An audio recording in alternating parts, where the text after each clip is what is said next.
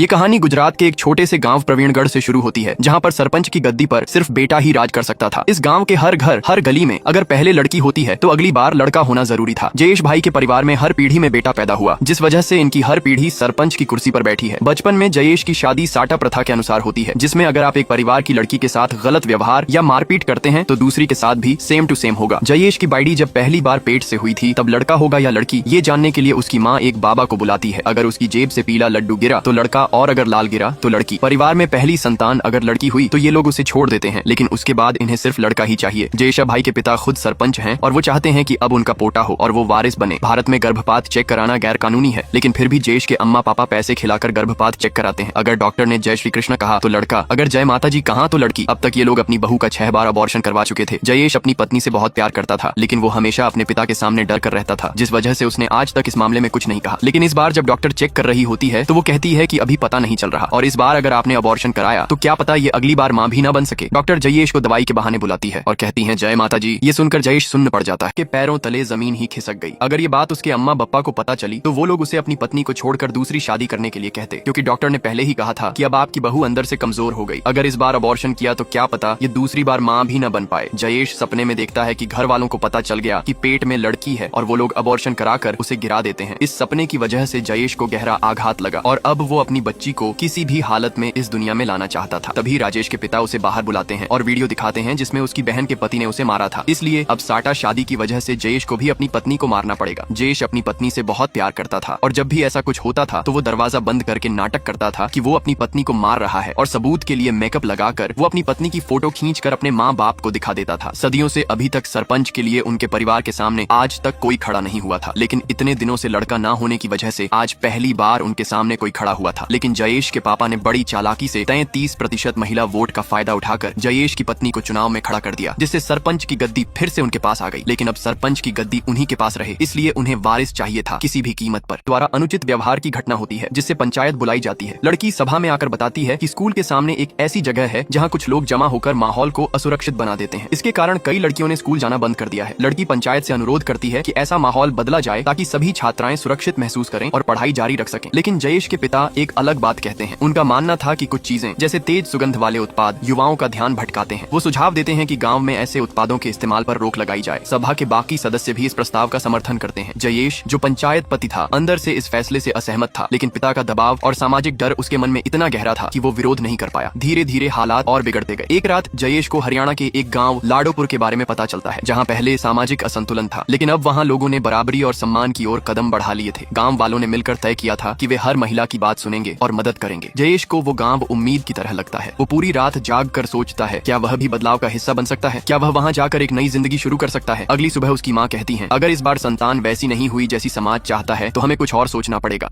अब जयेश की माँ कहती है, तेरी बाइडी को डॉक्टर के पास लेकर जाना है, और अगर इस बार हमें वारिस नहीं मिला तो कुछ करके इसे वहीं से भगा देंगे। जयेश को पहले से ही पता था कि पेट में बच्ची है, और घर वालों को पता चला तो वो कुछ भी कर सकते थे। इसलिए अब जयेश को अभी से भागना पड़ता है। जयेश सारा सामान पैक कर रहा होता है। तभी जयेश की पत्नी कहती है कि आप क्या कर रहे हो, डॉक्टर के पास नहीं जाना क्या? जयेश कहता है, डॉक्टर ने मुझे पहले ही बता दिया था कि जय माता दी। ये सुनकर उसकी पत्नी को गहरा आघात लगता है और वो कहती, मैं आपको एक वारिस भी नहीं दे पा रही, आप मुझे छोड़ दो। जयेश कहता है, कैसी पागलों जैसी बातें कर रही है, हम पहले से ही 6 पापों के भागीदार रह चुके हैं और अब एक और पाप नहीं करना। लेकिन अब हम इस बच्ची को इस दुनिया में कुछ भी करके जरूर लाएंगे, और अभी के लिए हमें यहाँ से भागना पड़ेगा। अब ये लोग झूठा नाटक करके जयेश के कमरे से बाहर निकलते हैं। ये देखकर घर वाले चौंक जाते हैं। जयेश की माँ कहती है, मेरे बेटे को छोड़ दे। जयेश भी झूठा नाटक करता है और कहता है, मम्मी दूर रहो, इसके सर पर खून सवार है, ये कुछ भी कर सकती है। जयेश की माँ कहती है, तू ऐसा क्यों कर रही है? तभी जयेश की बेटी कह देती है कि इस बार रास्ता नहीं निकलेगा, इस बार तो हमें ये बच्ची चाहिए ही, क्योंकि अब पता चल गया है कि ये नानकी ही है। ये सुनकर जयेश की माँ अपना सर पीटने लगती है, क्योंकि अब उन्हें उनका वारिस नहीं मिलेगा। और इधर जयेश अपनी पत्नी को लेकर वहाँ से भाग जाता है।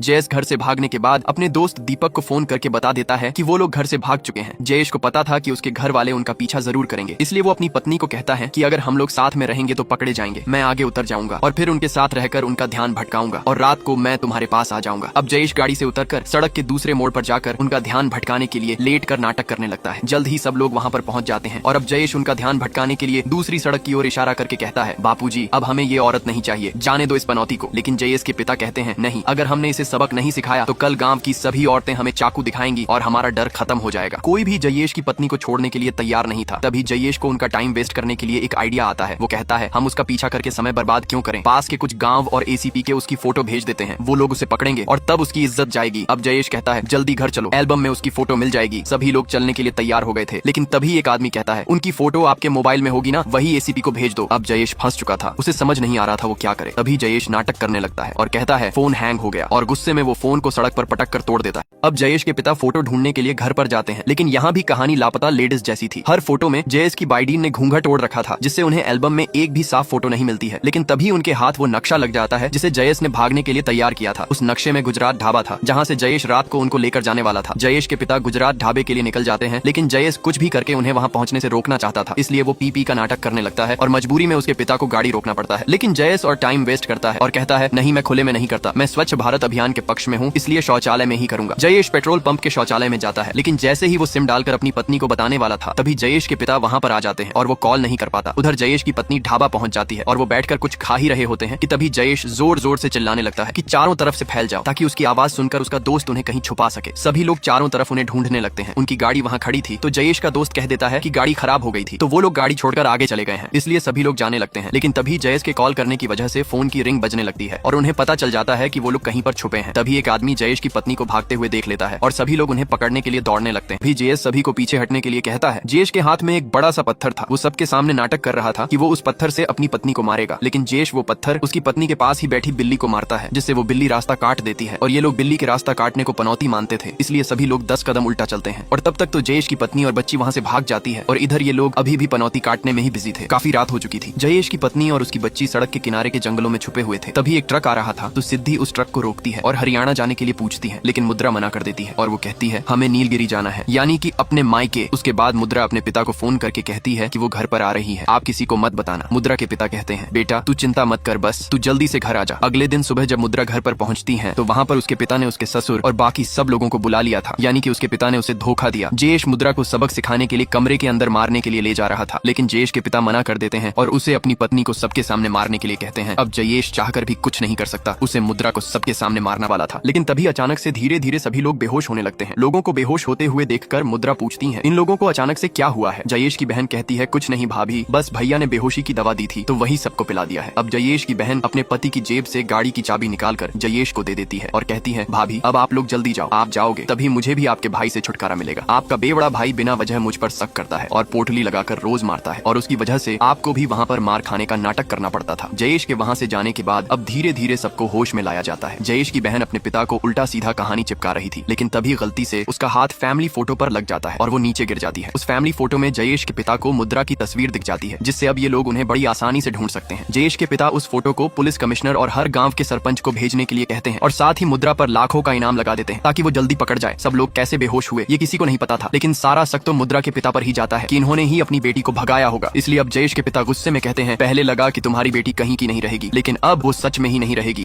अब जयेश अपनी पत्नी को लेकर हरियाणा की तरफ बढ़ रहा होता है। तभी उसकी बहन फोन में बताती है कि पिताजी ने भाभी के नाम पर 5 लाख का इनाम रख दिया है, इसलिए आप लोग कुछ दिनों के लिए छुप जाओ। आगे पुलिस वाले गाड़ियां चेक कर रहे थे, इसलिए जयेश गाड़ी मोड़कर दूसरे रास्ते चला जाता है। उस गांव में हर जगह बेटी बचाओ बेटी पढ़ाओ के नारे लगाए जा रहे थे। बच्चियों को सजा धजा के उनके साथ सेल्फी ली जा रही थी। उस गांव में सभी लोग लड़कियों को पूछते थे। तभी एक आदमी उनको देखकर उनका पीछा करने लगता है। जयेश को लग रहा था कि शायद उसे उनके बारे में पता चल गया हो। जयेश उससे भागते हुए एक घर में घुस जाता है। तभी उस घर का मालिक उस आदमी को रोकता है। वो आदमी कहता है मुझे तो सिर्फ एक सेल्फी चाहिए, और तभी वो जल्दी से जमीन पर लेटकर सेल्फी ले लेता है। वो आदमी जयेश को बताता है कि सरकार ने इनाम रखा है, लड़की के साथ सेल्फी खींचो और इनाम ले जाओ। काफी रात हो गई थी तो वो आदमी उनके खाने पीने और रहने का इंतजाम कर देता है। लेकिन वो आदमी जो इनका पीछा कर रहा था वो उस आदमी को बताता है कि इन लोगों पर 5 लाख का इनाम है, इन्हें पकड़ा करके वो इनाम हम दोनों आधा आधा बांट लेंगे। अब ये आदमी सबको कमरे के अंदर बंद कर देता है। ये लोग मदद के लिए खूब चिल्लाते हैं, लेकिन अब इनकी मदद सिर्फ ऊपर वाला कर सकता है। तभी उस आदमी की बंगालन पत्नी अमी तो मांजोलिका बन करके उसे डराती है और उससे वो दरवाजा खुलवाती है और उन लोगों को वहाँ से भगा तो देती है। लेकिन तभी जयेश के पिता वहाँ पर आ जाते हैं की ओर जा रहा था, लेकिन उन लोगों ने गाड़ी के सारे टायर पंचर कर दिए थे और तभी वहाँ पर जयेश के पिता अपने लोगों के साथ पहुंच जाते हैं। जयेश के पिता मुद्रा की ओर बढ़ रहे थे, इसलिए जयेश अपने पिता को रोकने के लिए बीच में आ जाता है। जयेश के पिता को भी पता चल गया था कि वो जयेश ही था जो हर बार मुद्रा को उनसे छुड़ाकर भाग रहा था, इसीलिए जयेश के पिता उसे मारने लगते हैं। जयेश अपने पिता के सामने सर भी ऊंचा नहीं करता था, इसी वजह से वो सिर्फ मार खाए जा रहा था। मुद्रा बापूजी को रोकने के लिए बीच में आ जाती है, लेकिन वो बिना कुछ सोचे समझे मुद्रा को धक्का दे देते हैं। मुद्रा पेट के बल गिरने वाली थी, लेकिन तभी जयेश कूदकर उसे नीचे से पकड़ लेता है और वो गिरने से बच जाती है। जयेश के पिता को वारिस की चाह ने अंधा कर दिया था। वो जयेश को धक्का देकर बीच से हटा देते हैं और अब ऐसा लग रहा था कि वो मुद्रा के साथ कुछ भी कर सकते हैं। तभी जयेश मुद्रा को बचाने के लिए अपने पूर्वजों का भाला गाड़ी से निकालकर अपने पिता के सामने खड़ा हो जाता है। सबको लग रहा था जयेश इससे कहीं उन पर हमला करके कहीं भाग न जाए, लेकिन जयेश कहता है अगर आप आगे बढ़े तो वो अपना काट लेगा। जयेश के पिताजी डर जाते हैं और कहते हैं तू पागल हो गया है, क्या ऐसा मत कर। जयेश कहता है अगर आप लोगों ने हमें जाने नहीं दिया तो मैं नसबंदी करवा लूंगा और वंश आगे नहीं बढ़ेगा। जयेश को देखकर लग रहा था कि वो कुछ भी कर सकता है, इसलिए वो अपने सभी आदमियों को पीछे हटने के लिए कहते, इसलिए वो उसे चाबी देकर वहाँ से जाने देते हैं। जयेश पहली बार अपने पिता के विरोध में खड़ा हुआ था, इसलिए वो बहुत घबराया हुआ था। जयेश कहता है पिताजी अब हमें किसी भी हालत में नहीं छोड़ने वाले, इसलिए हम सीधा हरियाणा जाएंगे। मुद्रा कहती है आप मर्द हो, आपको वंश बढ़ाना है और आप वहाँ क्या कह रहे थे। जयेश भावुक होकर मुद्रा को कहता है हम क्यों भाग रहे हैं, क्या सिद्धि और ये पेट में पल रही बच्ची हमारा वंश नहीं है। और रही वारिस की बात तो वो तो मैं तुझे वैसे भी नहीं दे सकता, क्योंकि लड़का या लड़की देना तो मर्द के हाथ में होता है। पहले तू कहती थी ना मुझे छोड़ दो। मुद्रा कहती है जब आपने मुश्किल वक्त में मेरा साथ नहीं छोड़ा तो मैं कैसे छोड़ सकती हूँ। तभी पता चलता है कि मुद्रा के शरीर से खून बह रहा है, इसलिए मजबूरी में जयेश को गाड़ी मोड़कर अपने गांव के मुख्य हॉस्पिटल की ओर जाना पड़ता है। जयेश के पिता उसे देख लेते हैं और उनका पीछा करने लगते हैं। बापूजी को मुद्रा से दूर रखने के लिए जयेश अपने ससुर के साथ मिलकर एक नाटक करता है। जब जयेश के पिता वहाँ पहुँचते हैं तो जयेश का ससुर उसे सीढ़ियों से धक्का दे देते हैं और कहते हैं मेरी बेटी को बच्चा पैदा करने की मशीन बना रखी है। अरे तुम लोग अपने आप को समझते हो क्या हो, मेरी बेटी ने कोशिश तो की, तुम्हारी तो बंजर निकली। ये शब्द सुनते ही जयेश के पिता भड़क उठते हैं और उन लोगों के बीच लड़ाई होने लगती है। जयेश जो नाटक अपनी पत्नी से पिताजी को दूर करने के लिए कर रहा था वो सफल हो जाता है और किसी को शक भी नहीं होता। जयेश की माँ उसे अब दोबारा से घोड़ी चढ़ने के लिए कसम देती है और कहती है तुझे अपने वंश को आगे बढ़ाना है, अपने पूर्वजों का मान रखना है और इस समाज का सोच लल्ला हमें इसी समाज में रहना है। जयेश कहता है माँ आखिर कब तक हम इस समाज का सोचेंगे, अपने लिए कब जिएंगे और क्या इस समाज की खुशी के लिए हम अपनी बच्चियों की बलि चढ़ाते रहे। आपके साथ क्या हुआ, आपकी बहू के साथ क्या हो रहा है, क्या आपको उससे कुछ फर्क नहीं पड़ता। जयेश की माँ के साथ भी वही सब हुआ था जो आज उनकी बहू के साथ हो रहा है, लेकिन वो सब उनके दिल के एक कोने में दबा हुआ पड़ा था। फिर भी वो जयेश को दूसरी शादी करने पर मजबूर करती हैं। जयेश की शादी जिस लड़की से होने वाली थी उसे जयेश की बहन झूठ बोलती है कि मेरा भाई बेवड़ा है, वो दारू पीकर मारता है। लेकिन वो लड़की कहती है तो क्या हुआ दीदी, वो मेरे पति है, अगर वो मुझे मार रहे होंगे तो उसमें मेरी ही कोई गलती होगी। ऊपर से लड़की वाले कह रहे थे कि हमारे परिवार की हर लड़की का पहला बच्चा लड़का ही हुआ है और अगर पहले लड़का ना हो तो हमारी बेटी को वापस भेज देना। जयेश की शादी उस लड़की से फिक्स हो जाती है। रात को राजेश चुपके से मुद्रा को मिलने के लिए हॉस्पिटल जाता है। सिद्धि बताती है कि लाडोपुर से वो लोग हमें लेने के लिए 2 दिन में आने वाले हैं, बस तब तक और नाटक करना है। मुद्रा कहती है हम लोग तो भाग जाएंगे लेकिन बाकी औरतों का क्या होगा। यहाँ से पूरे समाज में एक परिवर्तन की लहर दौड़ने वाली थी। अब हमें दिखाया जाता है कि गांव की सभी औरतें रात को एक छत पर इकट्ठा होती हैं और जिस औरत या लड़की के साथ कुछ गलत होता था उसके साथ सभी लोग मिलकर रोते थे। किसी की पढ़ाई छुड़वा दी गई थी तो किसी को बांझ कहकर उसे घर से निकाल दिया गया था। जयेश जब उन्हें ऐसे रोते हुए देखता है तो उसकी आंखों में आंसू आ जाते हैं। जयेश उन सभी के सामने बैठकर कहता है जो आप लोग चुप चुप कर रोते हो और मिलते हो, इस वजह से उन सब की हिम्मत बढ़ गई है। इस समाज के लोगों को बस अपना स्वार्थ दिखता है और ये अपने स्वार्थ को पूरा करने के लिए आपके सपने, आजादी, सब कुछ आपसे छीनने लिए तुरंत तैयार हो जाते हैं। इसलिए अब आपको लड़ना होगा और अपने लिए आवाज उठानी पड़ेगी, वरना ये लोग आपके साथ यही करते रहेंगे। धीरे धीरे जयेश भी उन लोगों के दुख में शामिल हो जाता है, लेकिन तभी वहाँ पर जयेश के पिता आ जाते हैं। उन्हें देखते ही सभी औरतें घबरा जाती हैं। चारों तरफ सन्नाटा छा गया था। जयेश के पिता कहते हैं यहाँ जितनी भी औरतें खड़ी हैं मुझे कभी दिख नहीं चाहिए और इसकी शादी अब कल ही होगी। एक पल में एक सब कुछ बदल गया था। इतनी सारी औरतों को एक साथ देखकर अब जयेश की माँ का हृदय परिवर्तन होने वाला था। जयेश जब तैयार हो रहा था तभी उसके पिता उसकी बहन के साथ उसे बात करते हुए देख लेते हैं और वो अपनी बेटी को एक कमरे में बंद कर देते हैं ताकि फिर से कुछ गड़बड़ ना हो। उधर सिद्धि भी लाडोपुर वालों के साथ मिलकर इस शादी को रोकने के लिए आ रही थी। जयेश के हाथ पैर बांध दिए गए थे ताकि वो भाग ना सके।